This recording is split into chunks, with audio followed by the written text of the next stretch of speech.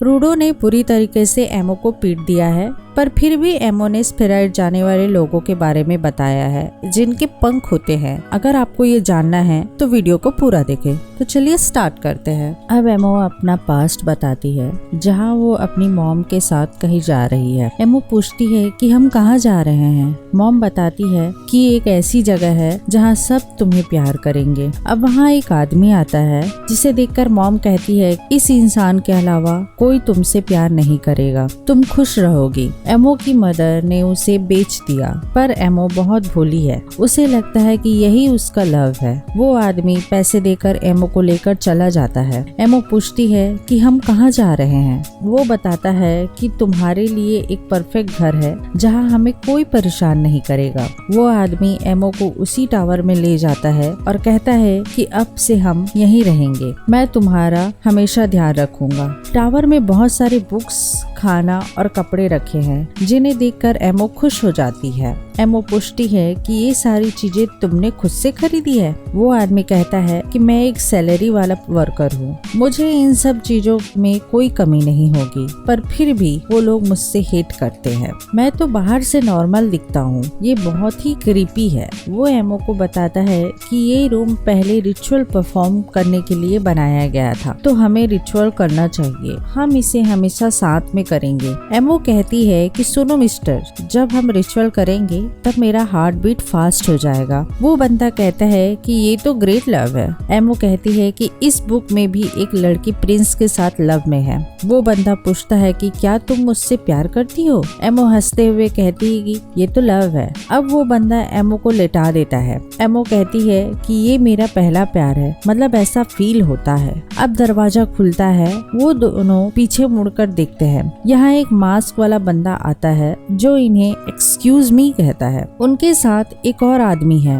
दोनों अंदर आ जाते हैं। एमो के साथ वाला आदमी पूछता है कि तुम बिना पूछे अंदर कैसे आ रहे हो, ये जगह मेरी और एमो की है, तुम्हारी हिम्मत कैसे हुई यहाँ आने की, अगर तुम यहाँ से नहीं गए तो मैं तुम्हें मार डालूंगा। इनके पास वही शूज है जो एमो के हैं। वो अपनी पावर यूज करके लात मारने की कोशिश करता है, पर मास्क मैन डॉज कर लेता है। उसके सर पे मार कर उसे जमीन पर गिरा देता है। मास्क मैन उसका शूज निकाल देता है और एमो को दे देता है। वो कहता है कि ये तुम्हें ज्यादा सूट करेगा, जो चीज तुम्हारे हार्ट से निकल गई है ये शूज उसे फील करेंगे। एमो सब चीजें देख रही है। मास्क मैन कहता है कि ये सबसे क्लोज जगह है और वो दूसरे मास्क वाले को बुलाता है। वो एमो से कहता है कि जब तक टाइम है इन्हें तुम ही रखो, इन्हें ध्यान से इस्तेमाल करना। एमो पूछती है कि तुम क्या हो। अचानक से उस मास्कमैन का पंख निकल जाता है और वो अपने आदमी के साथ उड़कर चला जाता है। एमो ये सब देख रही है कि तभी वो बंदा जाग जाता है जो एमो को खरीद कर लाया था। एमो उसे कहती है कि तुमने उन्हें देखा, शायद वो एंजल है, ये काफी अमेजिंग है। पर वो बंदा एमो को जोर से धक्का देता है कि वो मेरी जिंकी है, तुमने मुझसे इन्हें चुरा लिया। तुम्हें क्या लगता है कि मैं तुम्हारे जैसे किसी को इसे छूने भी दूंगा। अब वो एमो को चोर बोलकर जोर जोर से लात मारने लगता है। कहता है कि मैं कितनी बार तुम्हें सिखाऊंगा। अब एमो के मन में आता है कि वो शूज मुझ पे ज्यादा सूट कर रहे हैं, तो ये मुझे बिलोंग करेंगे। वो सोच लेती है कि मैं ये किसी को नहीं दूंगी। अब स्टोरी वापस प्रेजेंट में आ जाती है जहाँ रूडो कहता है कि मैं बात करना चाहता हूँ। एक सपोर्टर कहता है कि तुम कहाँ थे। वो लड़की उस बारे में बात कर रही थी, वही इन्फॉर्मेशन जिसे तुम ढूंढ रहे हो। एमो फिर अपनी स्टोरी बताती है कि उसने शूज को वापस नहीं किया और जिंकी की पावर एक्टिवेट हो जाती है। पर वो बंदा चौंक जाता है कि मेरी जिंकी ने तुम्हारे साथ रिएक्ट कैसे किया, ये इम्पॉसिबल है। एक जिंकी को अपने यूजर तक ही रहना चाहिए, मेरे अलावा और कोई कैसे यूज कर सकता है। ये सुनकर एमो कहती है हो सकता है ये कभी तुम्हारी थी ही नहीं, मुझे नहीं पता कि जिंकी क्या होती है, पर ये एमो को ज्यादा सूट कर रही है। और इसके अलावा ये तो मेरे अंदर के होल को भी फील कर रही है, जैसे कि एमो का कोई खोया हुआ हिस्सा वापस आ गया है, इसलिए मेरा इससे रखना सही होगा। वो बंदा एमो से कहता है कि तुम्हें दूसरों की चीजें नहीं चुरानी चाहिए, हो सकता है कि तुम अपने अंदर के अधूरेपन को समझ नहीं रही हो।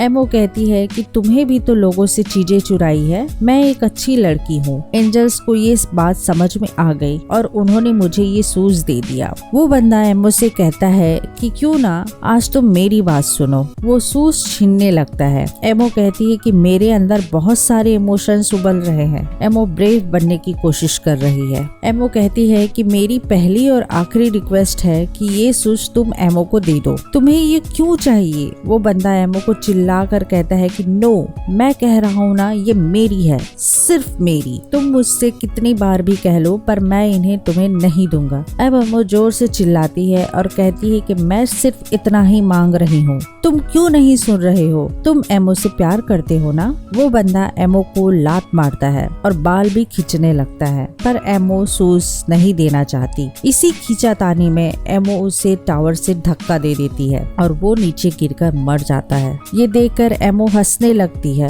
फिर कुछ देर बाद रोने भी लगती है। वो कहती है कि ये सब हुआ ही क्यों?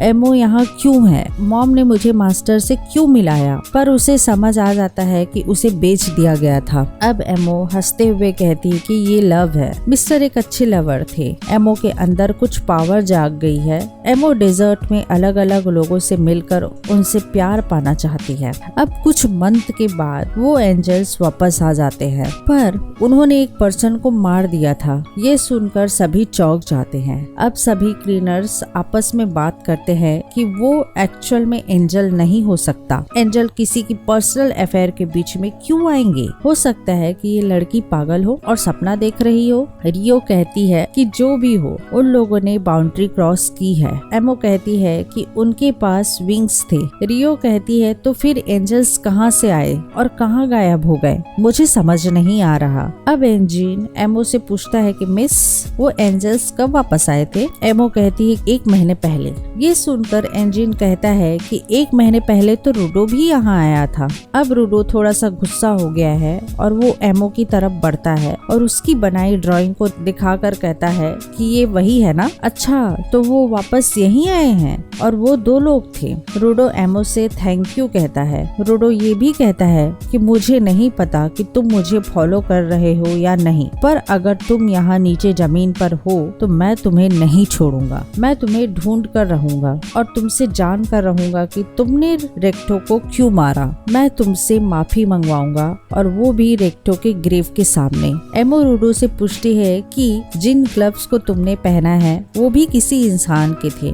मुझे लगता है कि ये चीज किसी डैमेज्ड ह्यूमन के साथ अच्छे से फिट हो जाती है। एमो को वो इमोशंस वापस मिल गया जो किसी ह्यूमंस के अंदर होने चाहिए। पर वापस ह्यूमन बनने के बाद मुझे समझ आया कि मास्टर जो मेरे साथ कर रहे थे और उसके बाद अकेले पड़ जाना, ये सब बहुत लोनली फील होता है। मैं भी किसी के साथ रहना चाहती हूँ, पर इस डेजर्ट को छोड़कर जाने में मुझे डर लगता है। इसीलिए एमो किसी के आने का वेट कर रही थी ताकि उनके साथ रिलेशनशिप बिल्ड कर सके, पर कुछ अच्छा नहीं हुआ। एमो ये भी कहती है कि रूडो मुझसे सॉरी बोलना चाहता है, पर उसकी कोई जरूरत नहीं है क्योंकि एमो भी तुम्हारी तरह है। नहीं, सभी लोग ऐसे ही होते हैं। हम अपना हाथ तभी आगे बढ़ाते हैं जब हमें किसी को हर्ट करना होता है। इसीलिए ये दुनिया नहीं बदलेगी। रूडो कहता है कि तो फिर हमें एक साथ मिलकर दूसरों की तरफ मदद का हाथ बढ़ाना चाहिए। मुझे भी नहीं पता कैसे, तो चलो पता करते हैं, पर सही तरीके से।